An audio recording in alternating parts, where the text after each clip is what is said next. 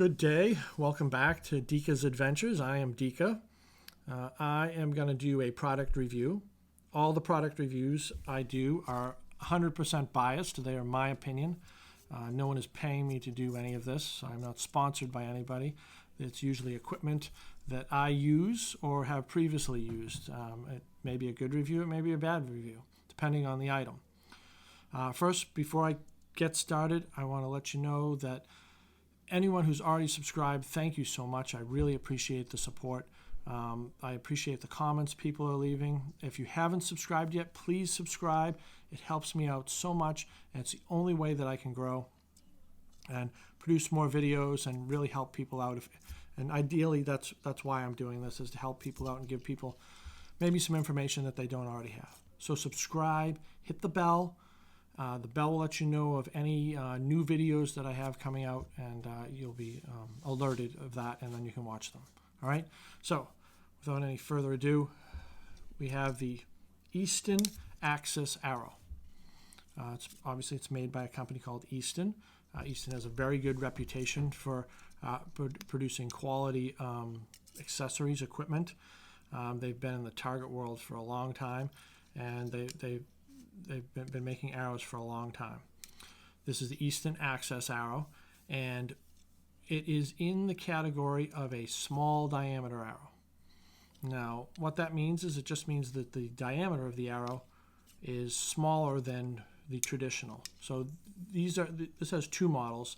They have the 6mm, and then below it is the 5mm.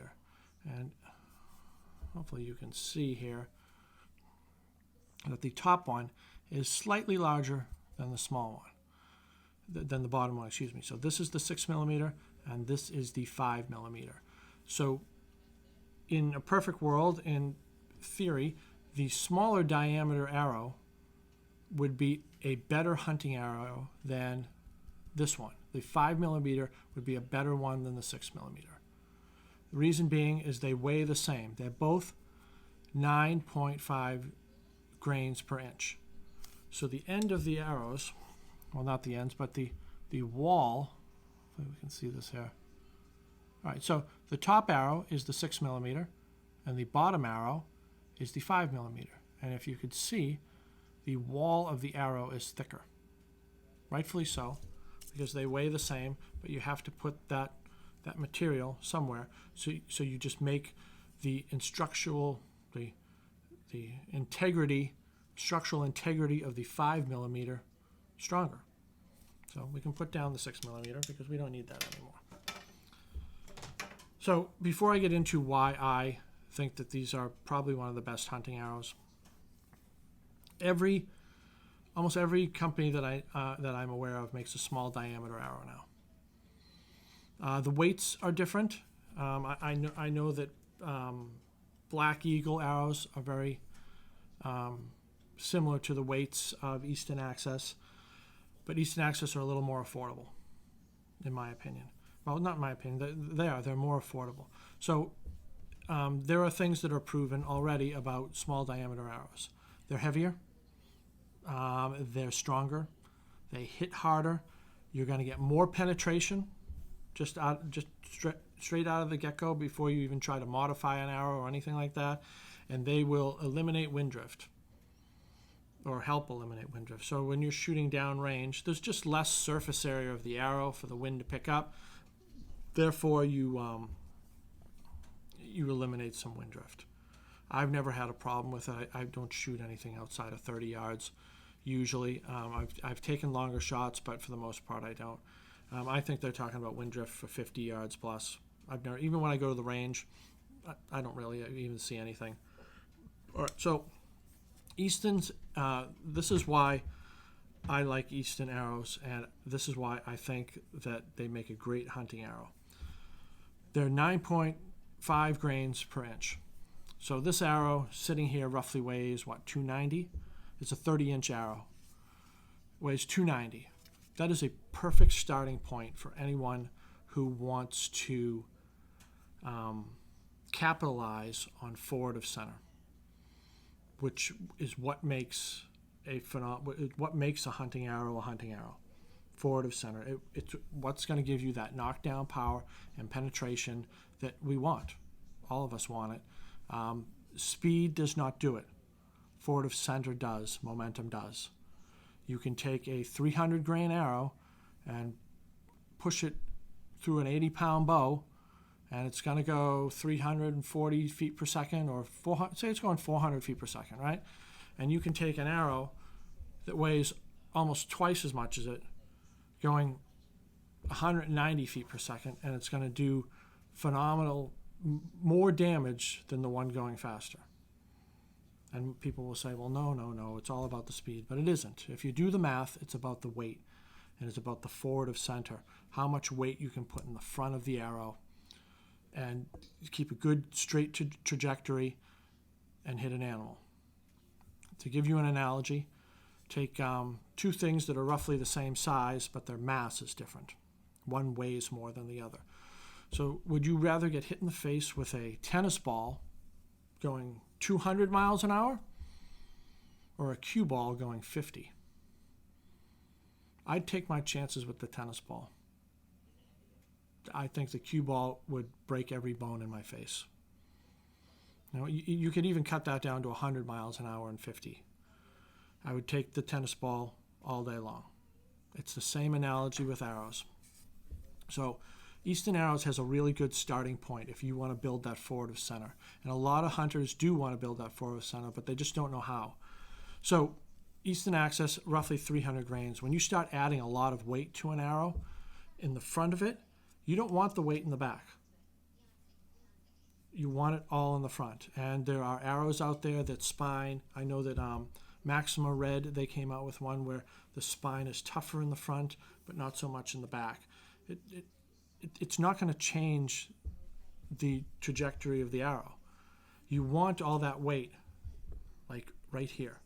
You don't want it here, and you certainly don't want it here. So if you get an arrow like the Carbon Express Hunters, I think they're almost 12 grains per square inch. So you're starting with close to a 350 grain arrow right off the bat before you start adding anything to it. So say you've got an extra 50 grains here, right? 25 of it is back here. You don't want it. You don't want it there. You want it up here. If they're going to add another 25, take it off here and put it up there. And that's what you do with an Easton AxiS arrow. It's affordable, and people modify it. They modify them. So they have the hit inserts in the front here. And what they do is that the hit inserts they fail. If you hit something with enough force, the broadhead is flush to this and it splinters out. They're not reliable for people who want forward of center. It's a 16 grade insert that's in the center. It's inside the arrow there, and the threads are in there.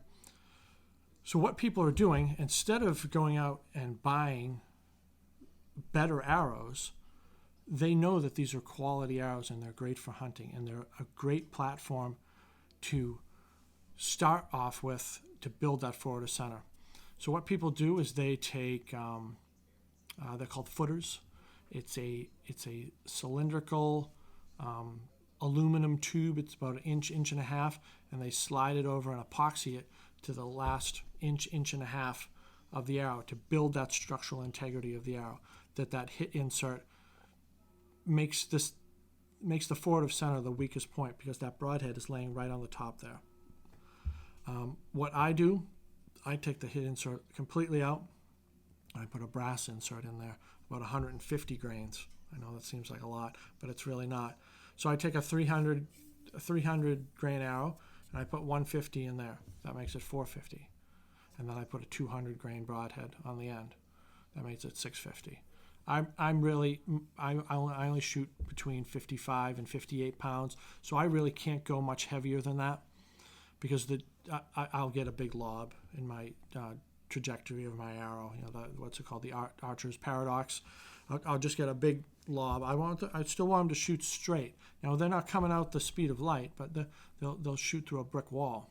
If I hit a shoulder by mistake, it's going to go through. If I spine it by mistake, I mean, obviously we don't do this on purpose, but it happens. It's going to take those bad shots and give you four-wheel drive.